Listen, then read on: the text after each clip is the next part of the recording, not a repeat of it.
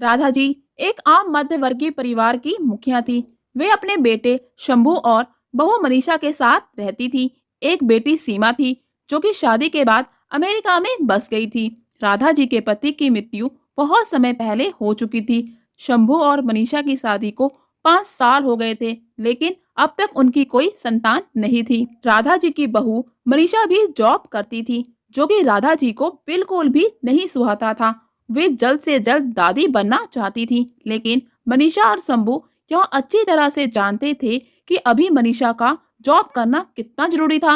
राधा जी अपने बेटे शंभू से इस बारे में बात करती तो शंभू किसी न किसी बहाने से बात को टाल देता था। इसलिए वे मनीषा को ही परेशान करने के बहाने ढूंढती रहती थी ताकि वह अपनी जॉब छोड़ दे। और अभी कोरोना काल में तो मानो उनके मन की मुराद ही पूरी हो गई थी। हालांकि वे दिल की बुरी नहीं थी, लेकिन पोती की चाह में वे ना चाहते हुए भी ऐसा कर जाती थी।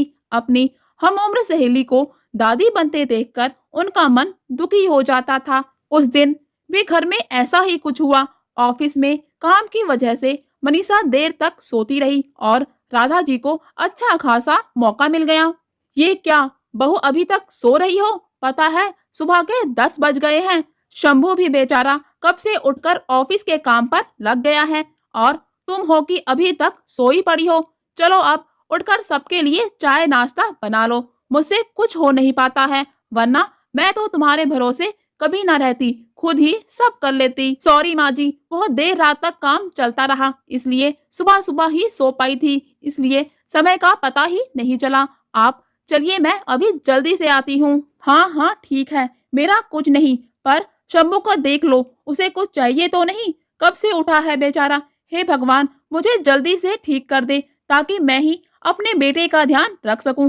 राधा जी ने नाटक के अंदाज में कहा। राधा जी ने अपनी बहू मनीषा को उठाते हुए कहा। मनीषा ने घड़ी देखी तो वाकई 10 बज गए थे। आज उसकी आंख कैसे नहीं खुली। वो जल्दी जल्दी अपने काम निपटाकर हॉल में आई तो शंभू अपने लैपटॉप के साथ ऑफिस के काम कर रहा था। उसने किचन में जाकर चाय नाश्ता बनाया और फिर रात के बर्तन साफ किए और झाड़ू पोछा करके नहाने चली गई। दरअसल कोरोना वायरस की बढ़ती बीमारी की वजह से शहर में पूरी तरह लॉकडाउन किया गया था, इसलिए काम वाली बाई भी नहीं आ रही थी। मनीषा खुद एक इंटरनेशनल कंपनी में काम करती थी। उसका ऑफिस टाइम निश्चित नहीं होता था। अधिकतर उसे रात में देर तक काम करना होता था। कल भी उसका काम देर तक चलता रहा, इसलिए वह देर तक सोती रही।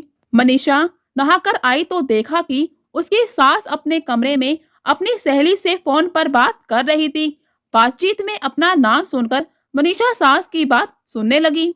अरे शारदा, तुम भी अपनी बहू को ज्यादा सर पर मत बैठाओ।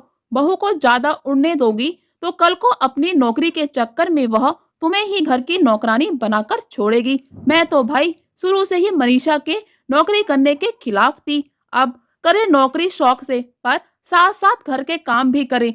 मैं तो बदन दर्द का बहाना बनाकर बैठ जाती हूँ, नहीं तो सारे काम का बोझ मेरे सिर पर आ गिरता।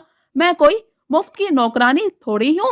मैं तो कहती हूँ तुम भी यही किया करो। सास की बात सुनकर मनीषा की आंखों में आंसू आ गए। वो जिस सास को बीमार समझकर उनकी दिन रात सेवा करती है और उन्हें एक गिलास तक नहीं उठाने देती, सारा दिन घर का और रात को ऑफिस का काम करके थकान से चूर होकर भी उफ तक नहीं करती, उसका यह फल मिला है उसे। माना वे मेरी नौकरी के खिलाफ है, मगर यदि घर की किस्त नहीं होती तो वह कभी नौकरी नहीं करती। शंभू का बोझ कम करने के लिए ही तो वह नौकरी कर रही थी। खैर, अभी के मुश्किल समय में वह सास से किसी भी बात पर बहस नहीं करना चाहती थी जिससे घर का माहौल खराब हो, इसलिए वह उनकी बात को नजरअंदाज कर वहां से चली गई। लेकिन उसकी नजरों में राधा जी की इज्जत जरूर कम हो गई थी। दूसरे दिन सुबह सुबह राधा जी की बेटी सीमा का अमेरिका से फोन आ गया। सीमा की सास उसके पास अमेरिका आई हुई थी। आदत के अनुसार राधा जी ने जैसी ही सीमा की सास की बुराई करनी चाही, वैसी ही सीमा ने उन्हें डपट दिया। माँ, आप बिल्कुल भी माँ जी के बारे में अनाप शनाप नहीं बोलूंगी। पता है आपके चक्कर में आकर मैंने उनके साथ कितना बुरा व्यवहार किया था, लेकिन आज मुझे उनकी कीमत पता चल गई है। तुम तो उनके यहाँ पर आने के कितने खिलाफ थी, मगर आज अगर वे यहाँ नहीं होती ना माँ, तो ना जाने हमारा क्या हाल होता। तुम्हें तो पता ही है कि मेरा नौकरी करना कितना जरूरी है। कोरोना ने यहाँ भी ऐसा कहर ढाया है कि घर से ही सब करना पड़ रहा है। किट्टू का बेबी केयर सेंटर भी बंद है।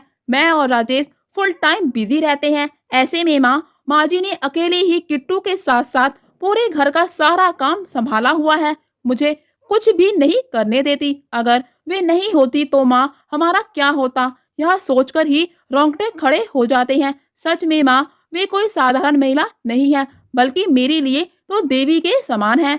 मेरे इतना अपमान करने के बावजूद और सीमा रोने लगी। उसने फोन कट कर दिया। सीमा की बात सुनकर राधा जी की भी आंखें भर आई। उन्हें अपनी भूल का एहसास हो गया था। मनीषा तो वाकई उनका कितना ख्याल रखती है। उनकी कड़वी से कड़वी बात का भी बुरा नहीं मानती है, उल्टे जवाब भी नहीं देती। वाकई अभी का समय तो एक दूसरे को हौसला देने का है, सारे गिले शिकवे भूलकर एक दूसरे की मदद करने का है। तो फिर वे सवात में कैसे अंधी हो गई थी, इतना कैसे गिर गई थी कि ऐसे मुश्किल समय में अपने ही परिवार की सहायता नहीं कर सकती।